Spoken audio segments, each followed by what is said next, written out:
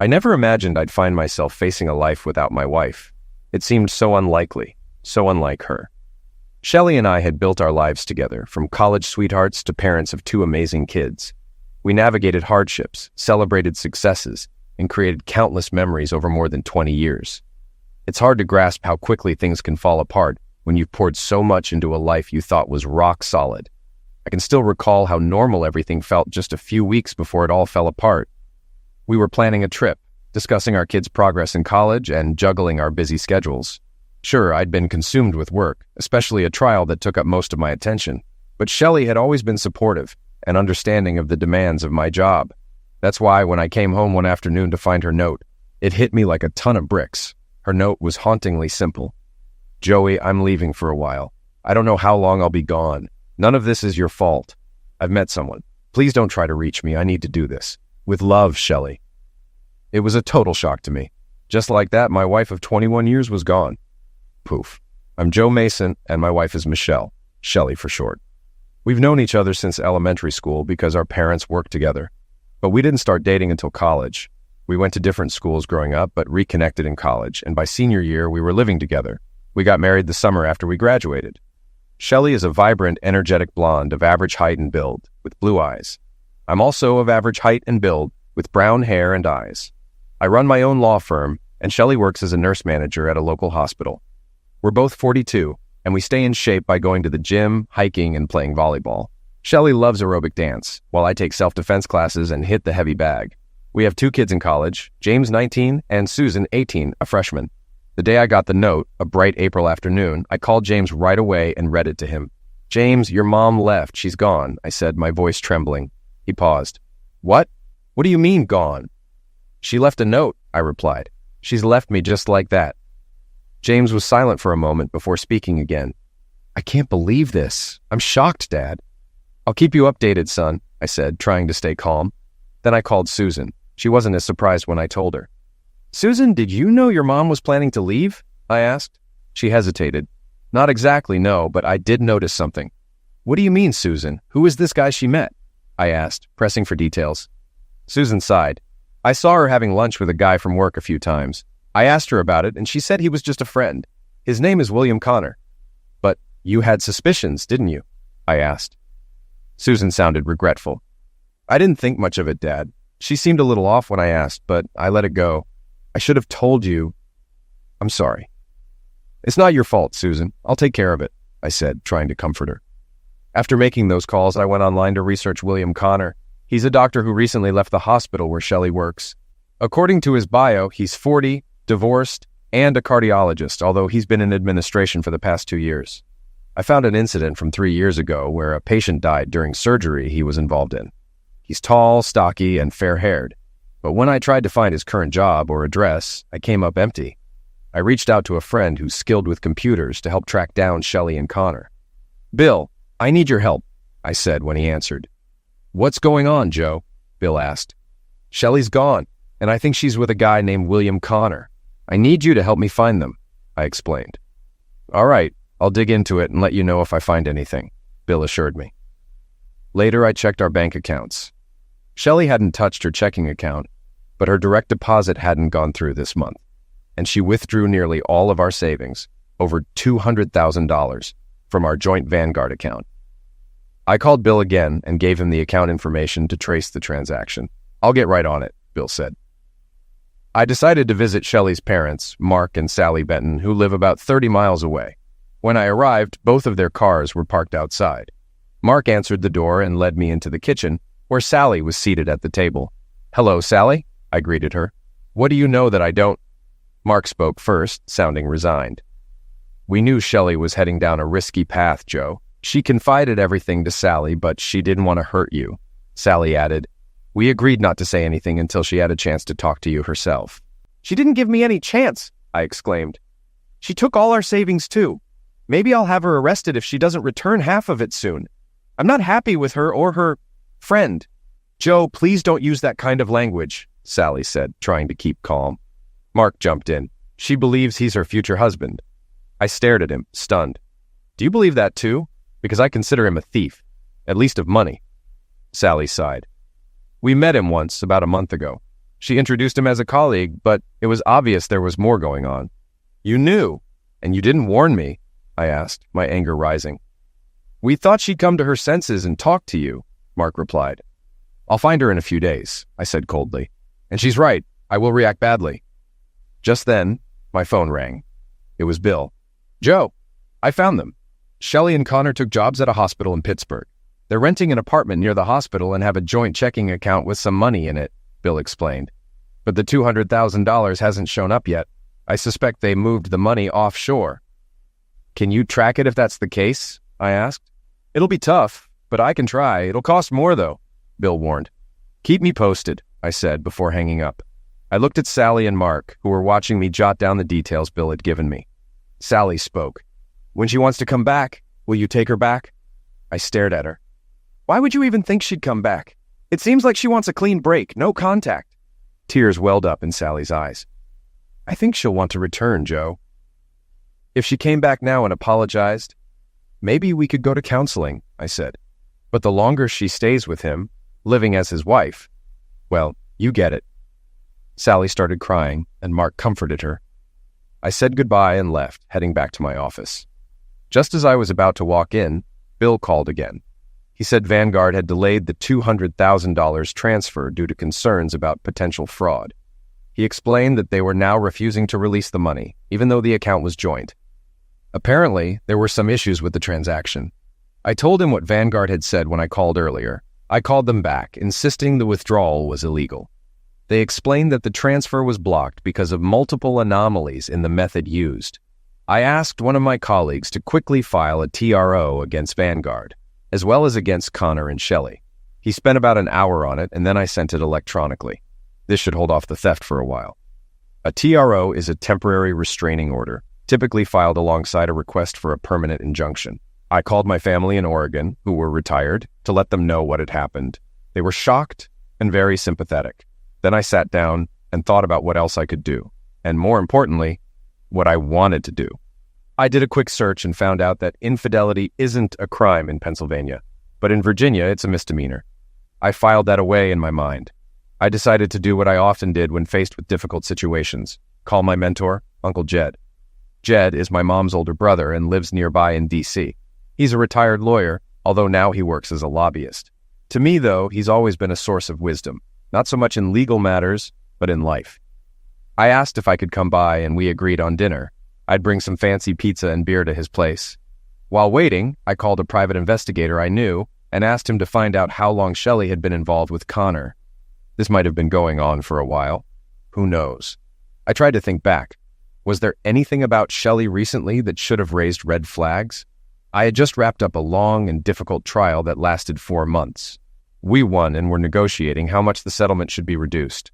Maybe during those 6 months between preparing for and handling the trial, I hadn't paid enough attention to Shelley. We were still having sex, at least until about a month ago when it suddenly stopped. I should have noticed something earlier. There hadn't been any change in how she responded or how often. Busy or not, I always enjoyed being with her. This wasn't my first extended trial. After a few weeks, I settled back into a routine, and at home, I wasn't as distracted anymore. On the way to Jed's, I made a stop at the clinic and took a series of tests for physically transmitted diseases.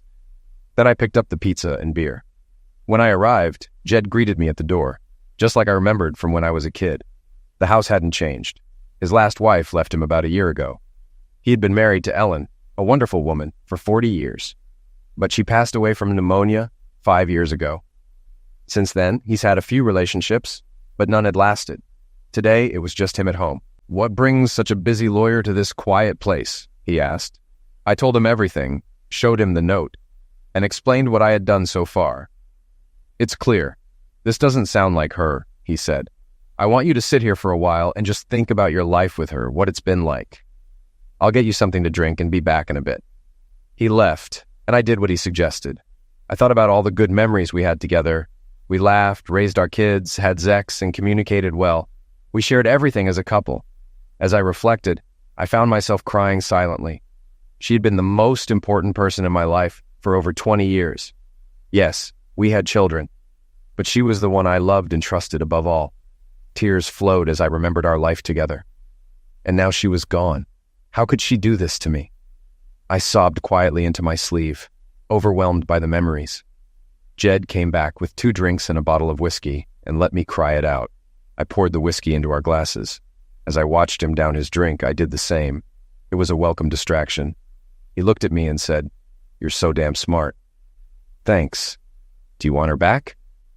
"I want my old life back, but that feels impossible. I'm not sure I want her back. She might do this again if I even survive it this time."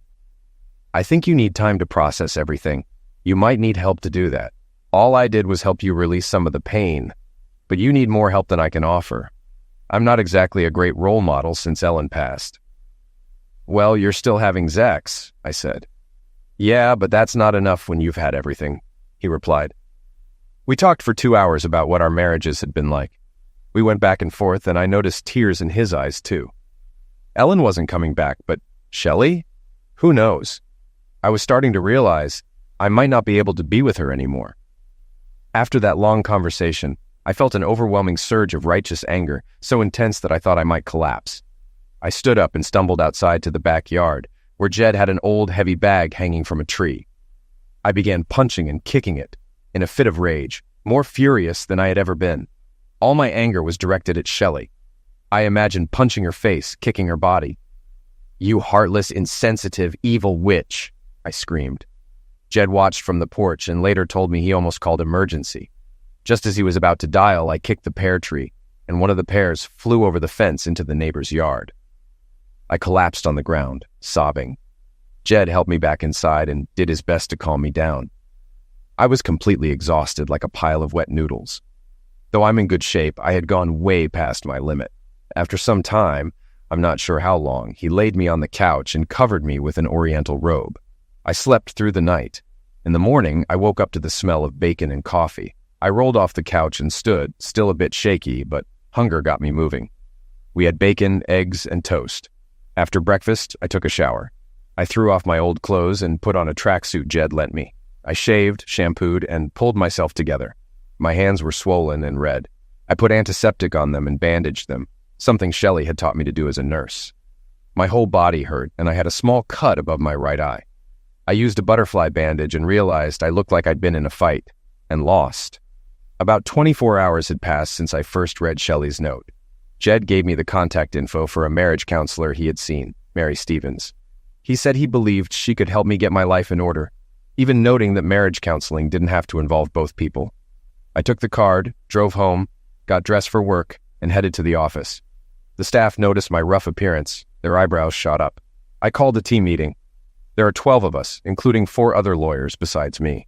I explained what had happened and told them I probably wouldn't be coming in much until things were resolved. We agreed on a replacement lawyer for my upcoming cases. Then I sat down in my office and miraculously got some work done. I stayed focused and had lunch at the office. At 5:30, I left and went home.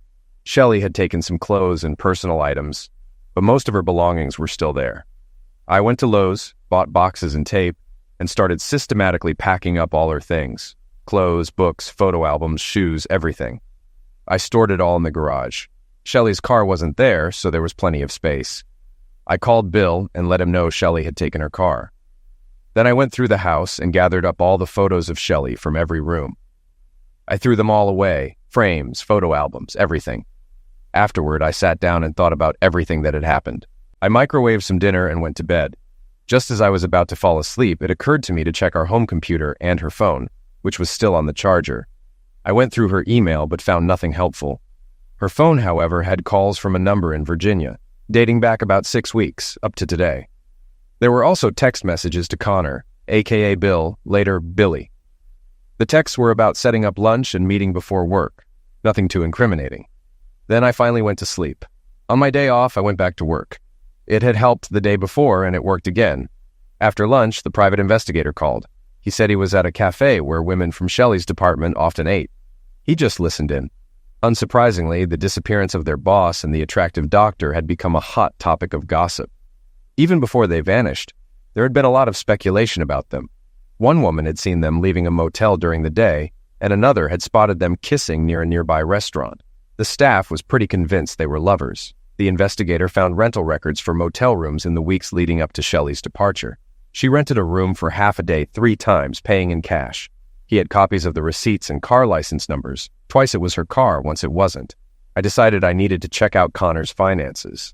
Why wasn't he covering his share? So I called Bill again.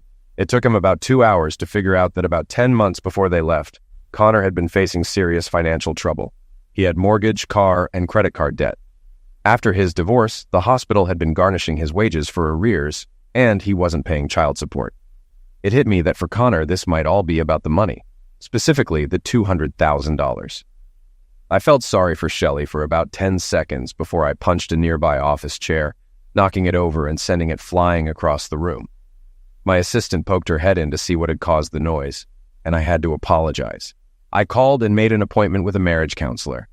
Then I walked down the hall to the family law firm and asked to see Mildred Hoover. Mildred is the best divorce lawyer around. She had time to see me and immediately took me to her office. I explained the situation to her.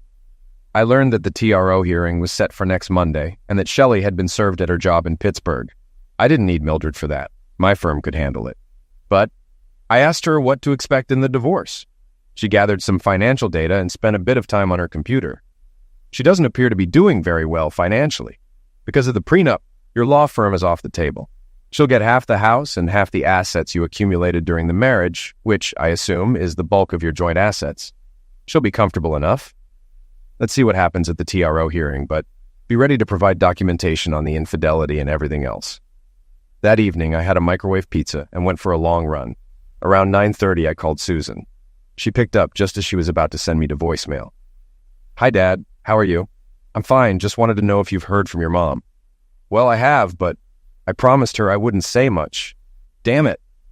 "She says you're trying to get her and Connor in trouble. She's supposed to be in court, or at least have a lawyer there on Monday. She's upset." "What's happening, Dad?" "Money. Someone tried to pull it out of our joint investment account. I filed a suit to stop it so we can work things out. I'm not sure if your mom even knows about it." "All right, is she safe with this guy?" Susan sounded concerned. "I don't know. It's up to her, really. She can leave if she feels threatened. Why do you ask?" There was some yelling in the background, a man's voice. I couldn't make out what he said, but he sounded angry. "Mom said it's nothing to worry about. I hope she's right. Nothing I can do from here." We talked about her classes and a new friend she had made. Then we hung up. I had a busy weekend. The big day was Monday. TRO hearing in the morning and a meeting with the counselor in the afternoon. I spoke to James, who hadn't heard from his mother at all, and then I headed to the gym. While I was there, I ran into Shelley's close friend, Clara Barton, another nurse. She saw me and tried to slip out through the back door, but I caught her before she could leave. "I don't want to talk, Joe. It won't help anything," she said.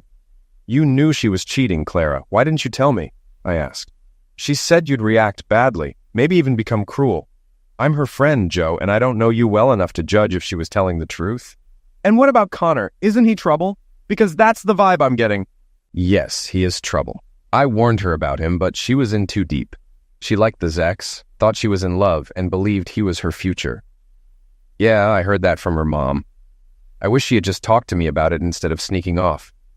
I think she'll come back soon. He's not her future, and this could blow over if you're patient." "No, it won't. She made her choice, and she can't come crawling back to me." Clara shrugged and returned to the treadmill. She looked great in her tight spandex outfit. As she resumed her workout, I watched her openly. She noticed and looked back at me in the mirror, smiling.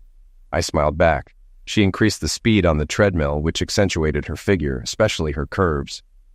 I blew her a kiss and left the gym, but I couldn't shake the memory of our exchange. It made me realize that I could soon be free, and there's nothing wrong with starting fresh. That conversation with Clara lifted my spirits. Just thinking about her made me excited. It had been a long time since I'd been engaged physically with anyone, especially since Shelley and I hadn't had sex. I was wearing loose gym shorts, and feeling a bit flustered, I headed to the leg press machine. I set the weight high and started doing reps, 3 sets of 12. Then I added more weight. I noticed Clara had stepped off the treadmill and was walking toward me. We made eye contact and she stood close, watching me lift. It wasn't easy, but I pushed through. After finishing the last set, I lowered the weight and lay there, breathing heavily, looking up at her. She noticed I was clearly excited. She glanced down and said, "I feel bad, but I'm willing to overlook it. Want to come shower at my place across the street?" "Deal. I'll grab my things and meet you at the entrance," I replied. "No need to grab anything. You can come back afterward. she said, smiling and licking her lips. I hope you're not too tired. Clara was around 30, of average height, with a thick, curvy figure. She had brown hair, hazel eyes, and was attractive in the traditional sense. She'd been married, but was now divorced. She was, without a doubt, the perfect distraction for me. I got up and followed her out of the gym. There were only 2 other people there, a man and a woman, and they both smiled as we left. All 4 of us exchanged smiles. Clara led me across the street to an apartment building and up to the 2nd floor. The view as we climbed was quite a sight, with her swaying and giggling seductively. She opened the door and stepped aside, letting me enter first. I glanced around briefly, but before I could take it all in, she grabbed me from behind, spun me around, and pulled me toward her. She lifted my face, and I responded by kissing her deeply. It was one of the most passionate kisses I'd ever experienced. We finally broke apart, and she sighed. I've always wanted you, but you were my boss's husband. Now you're mine. I'm all yours. I laughed, took a step back, and started undressing. Shirt, shoes, shorts, and underwear all gone. Clara removed her sports bra, revealing her perfect bosoms, and then kicked off her shoes before sliding out of her spandex shorts. Her body was stunning, smooth, toned, and curvy in all the right places. She pushed me into the bedroom, laying me on the bed, and leaned down on my chest with her elbows.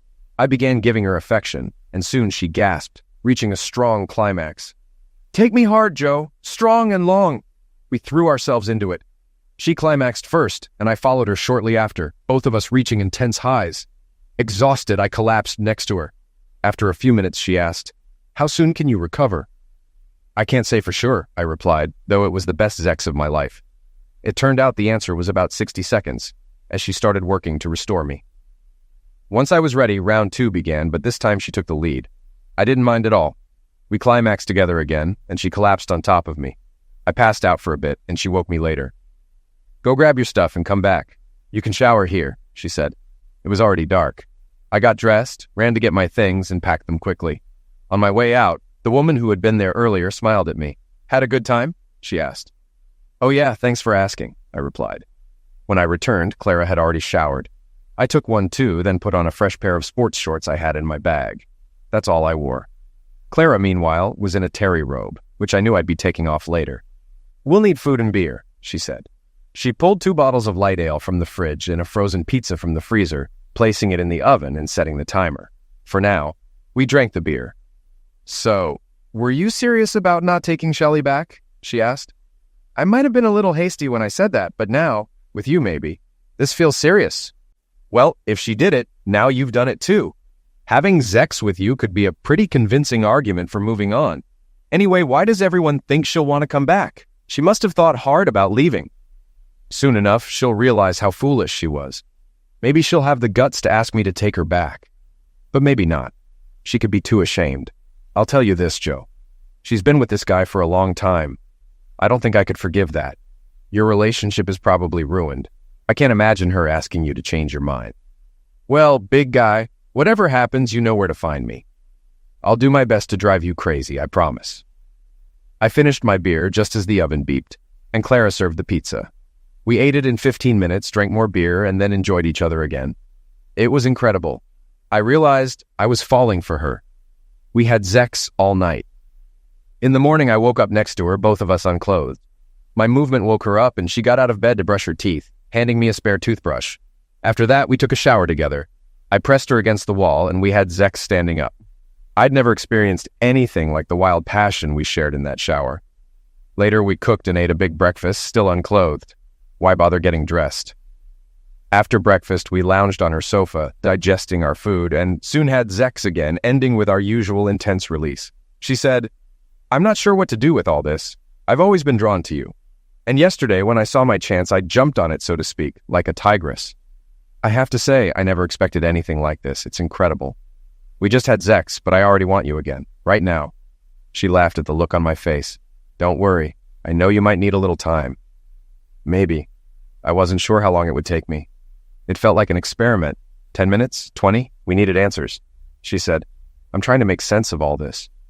She looked down at me, noticing I was ready again. You're like a machine. Can we talk after this next round? Yes. 20 minutes later, she went to the bathroom. Maybe we should get dressed. Otherwise, we might die. or have a stroke or something. Fine, but only for a little while. I threw on my gym shorts and a t-shirt. She slipped into a dress, but I knew exactly what was underneath, and I couldn't stop thinking about it. Jesus Christ, what's going on here? Clara asked, seriously. It seemed like she was having trouble processing everything that had happened. I think we might be the most physically compatible people in the world, I said. This was my genuine belief. I'd been thinking about it while brushing my teeth. I'd read about Zex, talked about it with friends, even browsed Dan Savage's advice columns, but I'd never encountered anything like what was happening between me and Clara. It felt like we were in uncharted waters. How long could this last? And would we survive it? Clara smiled at my comment, but her concerns were valid. We don't know the answers to those questions. There's only one way to find out. I think we should head to my place so I can change and check my email. If you sit a little farther from me in the car, maybe we'll make it there. She laughed, and I couldn't help but join in. We ended up rolling on the floor with laughter. Once we settled down, we decided to give it a try. Our fiery energy cooled slightly. We got dressed and headed to my house. As far as I knew, Clara had never been inside, and she started looking around while I managed to get a bit of work done. I went upstairs and changed into fresh shorts and a new shirt. It was Sunday, so I turned on the baseball game. I found out Clara was a huge fan. So was I. We watched for nearly an hour before I started getting affectionate. This time, we made our way upstairs to the master bedroom. I made love to her gently, taking our time, and we reached another mutual climax. It was incredible, something that rarely happened between Shelley and me. Clara looked at me with tears in her eyes and said, "Joey, I've fallen in love with you. I just want to thank you for everything." Now she was crying, and I started crying too. Eventually, we dried our tears. I said, "I wonder how the game's going." We went back downstairs and watched the last 2 innings. She really knew her stuff, calling out when a player would steal a base or attempt a hit and run. She was fully invested in the game, and so was I. Afterward, I made us a meal, roasted chicken. We ate, drank some wine, and shared light touches, caressing each other. Looking into her eyes, I realized that I wanted her by my side for the long run. She said, "I'm in love with you, Joe, and I'll fight to keep it." "You don't need to fight. I'm all yours." We went back upstairs for another round of tender lovemaking. We kept going, even into the next morning, including during breakfast. I said, "It's time for me to head to court and therapy. Maybe I don't need therapy as much now, but I'll still go. If you're here when I get back, I'll cook dinner again." "I'll be here, I'd say fully dressed, but more likely I'll be unclothed." We laughed. Then I kissed her and took her home. I stood in court with a lawyer from my firm when Connor and Shelley arrived with their attorney. Vanguard's lawyer was also present.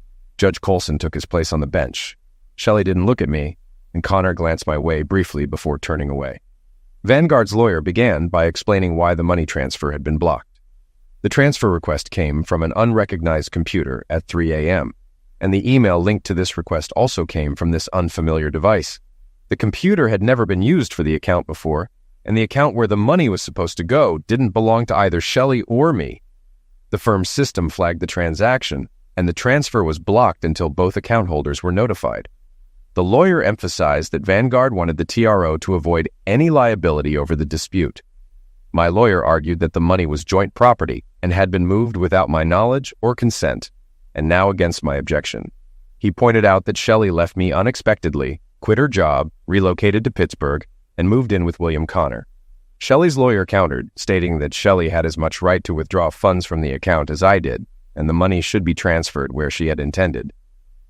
The judge asked the Vanguard lawyer, "Where was the money supposed to go?" "To a local bank account in the name of William Connor." "Have you identified whose computer was used for the transfer attempt?" "No, that's beyond our current capabilities," the lawyer responded. The judge then said, "I'd like Mrs. Mason to take the oath, please." Shelley seemed to shrink into herself as Connor grabbed her hand. The clerk asked her to raise her right hand, which she did hesitantly. When asked if she swore to tell the truth, Shelley answered, "Yes." "Mrs. Mason, are you married to Joseph Mason?" "Yes." "Do you jointly own an account with him at Vanguard?" "Yes," she replied. "Did you attempt to withdraw $200,000 from this account last week?" No." Shelley looked around nervously, and Connor let go of her hand and stepped aside. "Did you give anyone permission to withdraw that money?" "Not exactly." "Explain, please," the judge instructed. "Bill, Mr. Connor asked to borrow $20,000 to pay off some overdue debts." I reluctantly agreed. He asked for my password because my computer wasn't working after we moved. I gave him the password, and he used his computer. I used it to check my email while he was on it for a few minutes, then he closed it. I didn't know anything about the $200,000. When did you learn about the amount? When I got the written notification. The judge looked at Connor and made a note. Mr. Connor, could you state your name and address, please? I'm not here to be a part of this, Connor responded. I just came to support Michelle. Please comply, the judge said firmly. Connor reluctantly gave his name and address. I already knew this information. The judge then turned to my lawyer and asked, Is Mr. Mason planning to file for divorce? Yes, Your Honor. The paperwork has been prepared and will be filed this week. The judge ordered Vanguard to freeze the account until a family law court could review the assets. He told my lawyer that the divorce papers had to be filed by the end of the day tomorrow, or he would reconsider the freeze order. I saw Shelley slump into a chair at the table, her head in her hands. Connor hurried out of the courtroom. Shelley sat there silently, completely withdrawn. The courtroom was almost empty, just the two of us left. The bailiff motioned for us to leave so he could lock the doors. I guided Shelley into the corridor. Connor was nowhere to be found, and only a few people passed by. You came here with that idiot? I asked, staring at her. Yes, she mumbled, barely able to meet my eyes. I think you should take the bus back to your new life. Joey, I'm sorry this happened, she said, tears welling up. I thought he was mine, my betrothed. That's what I told my family. Looks like I was wrong. I feel like such a fool. You have no idea how deeply you hurt me by ending a long marriage with a short note. Joey, our marriage isn't over. I see that now. I was stupid. I want to come back and be your wife again. Tears streamed down her face. Sorry, Shelley, it's too late. You've been sleeping with that idiot for months behind my back. You left without even talking to me. You lived with him like he was your husband. You have to face the consequences. Can't we go somewhere more private? What about the kids? She pleaded. They're unhappy with you and you know it. Do you have any real reason for throwing me away like a used napkin? No. If you had asked me earlier, I would have told you I thought he was my soulmate. I thought a clean break would be easier for you. But now I can't explain why I was so foolish, she said, crying even harder. I hated seeing her like that, but I kept my distance. I was done with her, at least as my wife. There's a limit to everything. Yes, I said quietly. And Clara, she's my soulmate. At the very least, she's the best sexual partner I've ever had. And I like her beyond that. It feels real to me. I asked Shelley what she planned to do next. I have a job in Pittsburgh. I have a shift tomorrow. I need to pay rent. I signed a year lease. I'll kick Bill out and see what happens. Maybe after some time you'll miss me? Let me know if you do. Sure, I said. I'll probably miss you. But I still want to understand what went wrong. I'm shocked and confused. I thought things were fine between us. I didn't see this coming. When I can figure it out, I'll let you know, she said, hugging me before she left. I didn't know what to think. A deep sadness settled over me, and I cried openly after she left. But underneath the sadness, there was a knot of anger twisting inside me. I decided I needed to see a therapist, so I went to my appointment that afternoon after grabbing lunch at Subway, a hot tuna sandwich with melted cheese. Mary Stevens, the marriage counselor, made it clear she wasn't a therapist.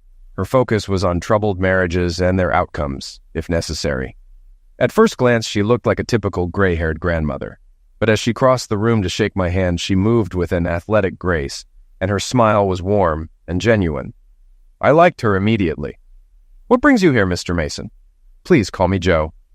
My wife suddenly left me. She wrote a short note and moved to Pittsburgh with her new man. Before that, she had been sleeping with him for about a month.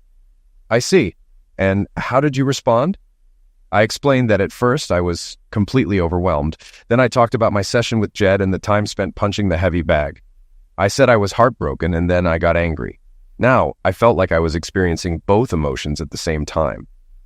I think you've quickly gone through several stages that often occur when marriages end. Depression, sadness, and anger, Mary Stevens said. These feelings can alternate for quite a while. How are you feeling now? I'm confused, to be honest. I was at the gym, lifting weights to vent my anger, I guess. There was a nurse there, Clara Barton, someone I knew through Shelley, believe it or not. I cornered her and asked what Shelley had been up to at work with that doctor. She didn't want to tell me at first, but eventually, she did. Then I noticed her in spandex on the treadmill. We made eye contact through the mirror, and the next thing I knew, we were in her apartment across the street, having sex. And I've never done anything like this before. We didn't leave each other's side all night. And then the next day. It's been several days now, and I barely made it to today's court hearing. Mary looked surprised at first, but then smiled, which I'd already mentioned how much I liked.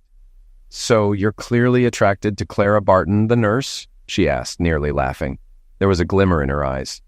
How did she end up with a name like Barton? It's a man's name, and she became a nurse. I felt a little embarrassed and said, I didn't ask her about it. We haven't done much talking so far. I'm tempted to ask for details, but no, that wouldn't be appropriate, she said, tilting her head slightly. We were sitting on opposite sides of the table, and she crossed her legs, still smiling. I felt myself starting to react. She didn't seem at all like the grandmotherly figure I had initially perceived. Something felt off, so I said, It seems like you're trying to show me something, maybe to reflect what I've been experiencing. I'm not sure how else to explain it. Mary looked at me, a bit surprised, but impressed.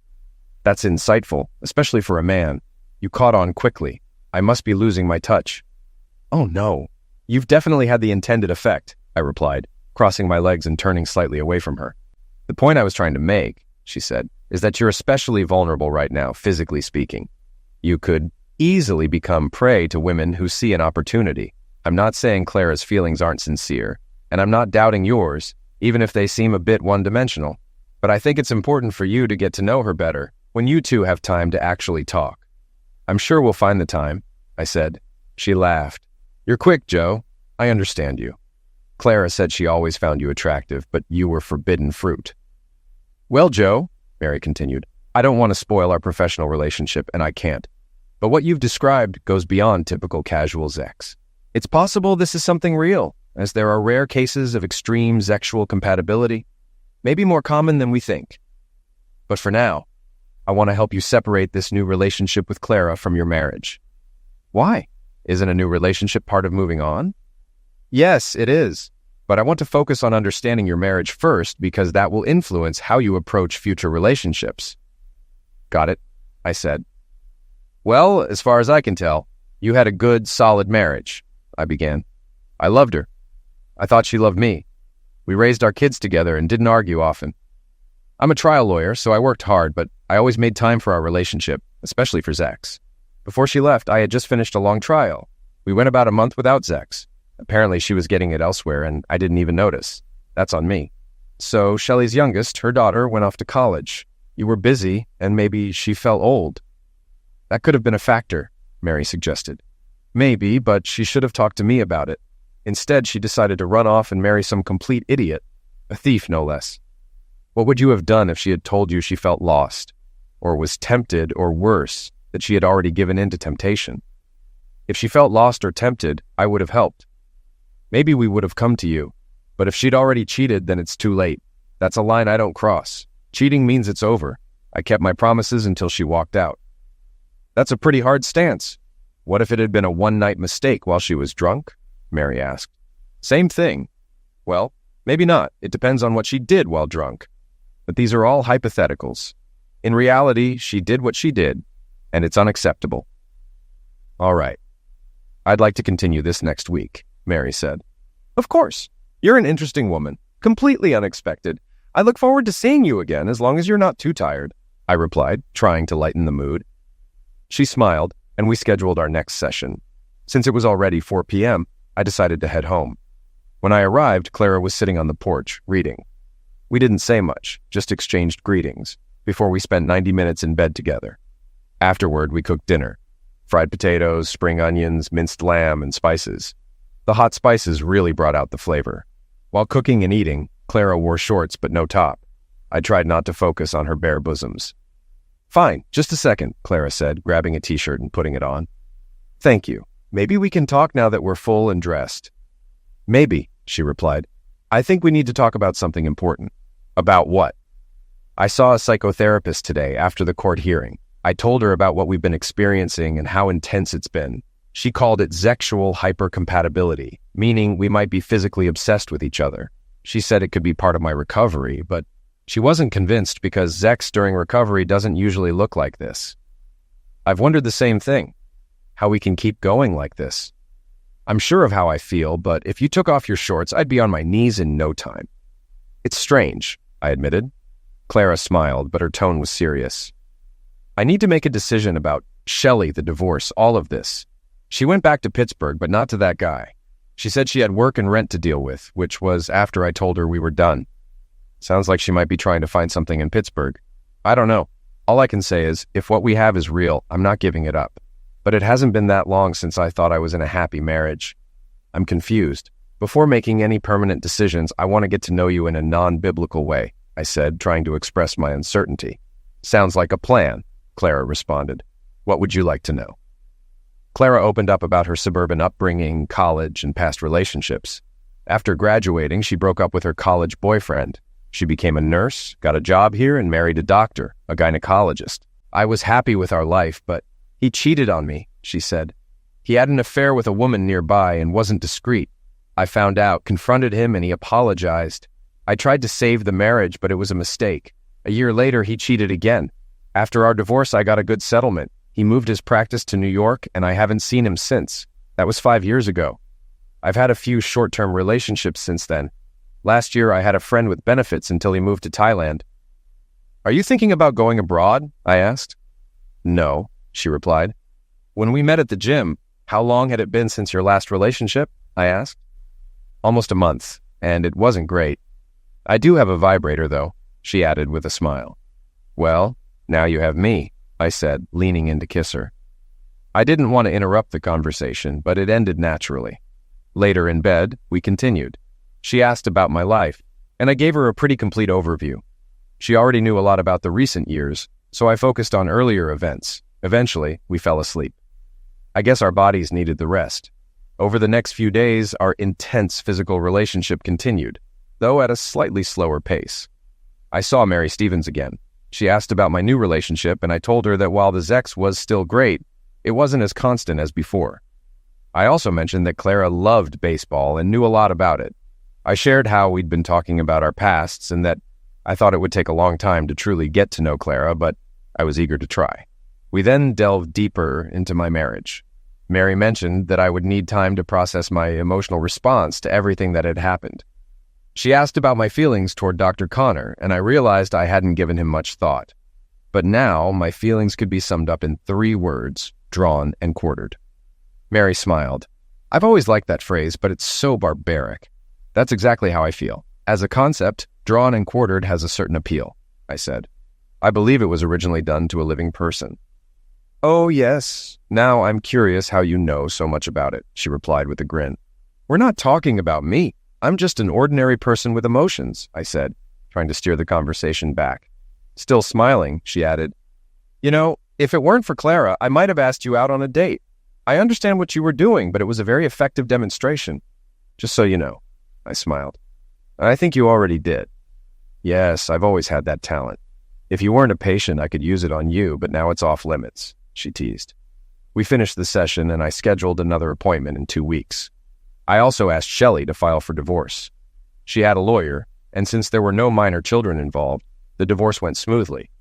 It took about 8 months. Shelley stayed in Pittsburgh, and we occasionally talked on the phone. She told me she was dating, and I told her about Clara. Shelley sighed when I brought her up. That girl has always wanted you, Shelley said. I could see it. I'm such an idiot. There was a bitterness in her voice. As for Clara, she moved into my house, and I bought out Shelley's share. Our sexual compatibility settled into a more normal rhythm. I told Clara I loved her and wanted our relationship to continue, but I wasn't interested in getting married again. I'd been burned once. Clara didn't have children, but wanted at least one. We discussed it. She was 37. And I approached the topic with a mix of hesitation and excitement. One day, Clara told me she had stopped taking birth control. She knew I had some internal conflict about it, but after she stopped, she practically made love to me until I gave in.